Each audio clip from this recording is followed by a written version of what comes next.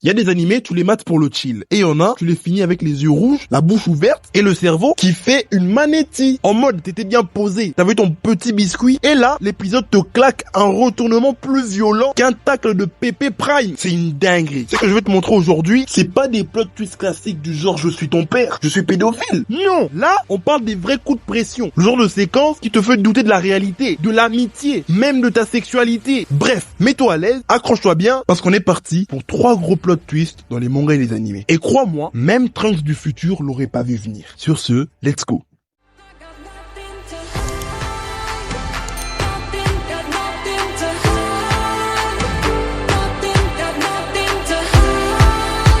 Le suicide de Dieu dans Platinum End. Imaginez-vous, vous êtes un petit gosse dépressif qui n'a rien à foutre de la vie. Votre seule envie actuellement, c'est de mourir. Mais vu que vous n'avez pas de couilles, vous n'y arrivez pas. Et là, du jour au lendemain, on vous fait participer à un Battle Royale divin pour savoir qui sera le nouveau Dieu. C'est une dinguerie. Donc, quand vous voyez votre profil, vous vous dites que c'est impossible que vous puissiez gagner ce Battle Royale divin. Mais, plot twist, c'est vous qui gagnez. Et vous devenez littéralement Dieu. Oui, tu m'as bien entendu. Dieu, le big boss ultime. Et c'est un mec de 15 piges, suicidaire, qui va occuper ce poste. C'est une dinguerie. Et selon vous, vous croyez qu'il va faire quoi, le gosse? Il va rebooter l'humanité? Il va lancer un DLC Paradis Premium? Distribuer des cookies célestes? Non! Le mec devient Dieu et il déprime encore plus. Il regarde le monde, les gens qui souffrent, les morts qu'on peut pas ramener, les guerres, les mecs se faire tromper par leur meuf, et il se dit, ouais bah non en fait, c'est trop gaze. Notre monde il est trop gaze, c'est une dinguerie. Et là, accroche-toi bien, parce que Shuji Nakaomi, nouveau Dieu officiel, le seul mec avec un bureau au 7e ciel, il se suicide. C'est une dinguerie. Le book s'est supprimé alors que c'est Dieu. Wesh, c'est quoi ce plot twist? Moi, je m'y attendais pas. Le mec, il distrait son ange qui est censé le surveiller et après, il profite pour se supprimer comme si c'était un compte Insta. Wesh. Et devinez quoi? Quand Dieu meurt, y a pas de remplaçant. Y a pas de banc. C'est pas genre un ange prend le relais ou le poste est réouvert, on va faire un vote démocratique. Non! C'est terminé. Plus de Dieu, donc plus rien. Les anges déconnectés. Les morts, zéro service après-vente. Le paradis, off. L'enfer, off. Ton âme, ah ben, elle disparaît, hein. Comme t'es donné après un mode sans échec dans ta play. Donc là, toute l'humanité disparaît. T'es là, t'es en train de jouer à ta play, t'allais faire top 1 sur Fortnite, et pouf, tu disparais. T'es là, t'es en train de te LeBron James sur du Violette Myers, et pouf, tu disparais. C'est une dinguerie. Sûrement là, tu te demandes, c'est qui a écrit ce chef-d'œuvre? Bah, c'est le mec qui a fait Death Note, Tsugumi Oba, qui est revenu 10 ans plus tard après Death Note, et a décidé de nous pondre cette œuvre. Et ce beau plot twist. Bref, sur ce,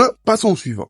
Les révélations de Reiner dans Shingeki no Kyojin. Là, je pense que la majorité d'entre vous, vous savez déjà de quoi je vais parler comme plot twist. Reiner et Bertholdt, deux grands frères de nos protagonistes. Les books, tu les vois, tu te dis, ça, c'est des bons gars. Mais quand on arrive à la saison 2, épisode 6, on apprend que ces deux-là, ces deux mecs bien, étaient en fait les deux putains de titans qui ont commencé l'animé. C'était une dinguerie. Personnellement, on s'y attendait pas. Et faut voir comment Reiner a lancé le sujet. La team était crevée. Leur seule envie était d'aller se reposer. Et là, Reiner, il appelle Irene, il lui dit tranquillement que c'est lui, le titan cuirassé. Mais Roland, c'est une dinguerie. Reiner, c'est un ouf. Comment il peut dire ça d'une manière aussi calme? Comme si c'était un petit secret gênant. En mode, il faisait pipi au lit quand il était petit. C'est une dinguerie. Je vous jure, c'est pas une révélation. C'est une agression auditive. Pas d'ambiance, pas de zoom, rien. Bertholdt, comment il se chiait dessus. Qu'était comment il transpirait. On dirait il avait porté un string très serré. Et dites-vous après que Reiner, il continue sa révélation. Hein. Au calme. Frérot, t'es pas dans une rupture amoureuse. T'es dans un crime de guerre. T'as détruit des murs. T'as traumatisé des villes. Et là, tu prends la voix d'un mec qui avoue d'avoir pété en classe. Non mais vraiment, Reiner et Bertholdt, ce plot twist là, il était vraiment magistral. L'OST qui a suivi, la scène, les transformations, le timing. Franchement, Isayama, t'es un bon. On s'attendait vraiment pas à ce que ces deux-là soient des traîtres. On les a pris pour des grands frères. En fait, c'est des grandes merdes.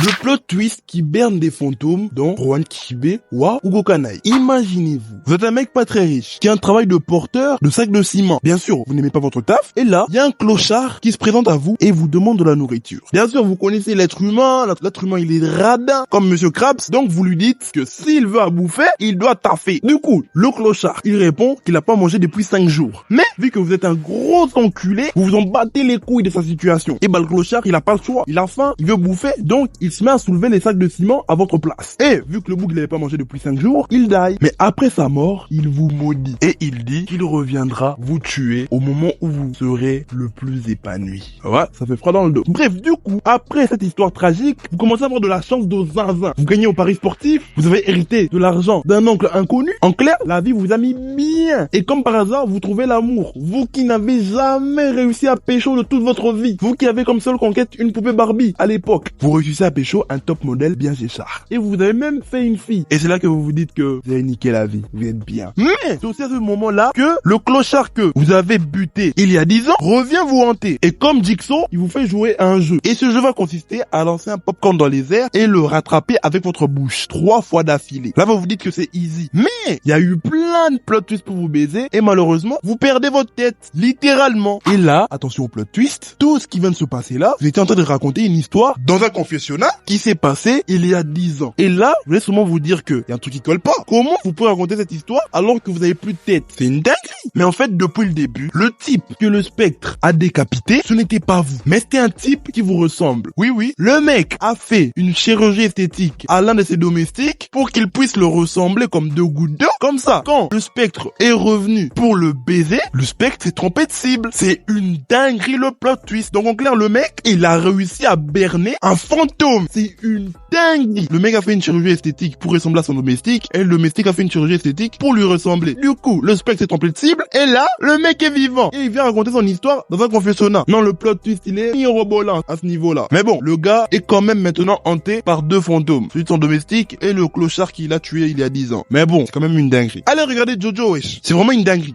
Bref, sur ce, abonne-toi, like et active la cloche si t'es pas encore déjà fait. Et dis-moi dans les commentaires si t'as une idée de plot twist à me donner. Ça peut m'aider pour une éventuelle partie 2. C'est très important. Bref, la Codex Team, je sais, ça fait encore 3 semaines que j'ai disparu. J'ai l'impression de faire tout le temps le même discours. Mais les gars, désolé, mais les études, c'est de la merde. Ça me prend tellement mon temps que j'ai l'impression d'être un salarié. Alors que je suis encore jeune pourtant. Donc la Codex Team, désolé de toujours pas être assez régulier. Mais les gars, je vous promets, et putain, j'ai l'impression d'être un politicien maintenant. Bref, je vous promets que ce mois de juin, je vais être présent absolument chaque jour. En tout cas, je vais essayer d'être un peu plus actif. Donc, je compte sur vous, la Codex Team, pour me donner un maximum de force. Comme ça me permettra d'avoir beaucoup de volonté. Et pourquoi pas, si les choses se passent bien, je gagne des tals avec YouTube et j'arrête les études.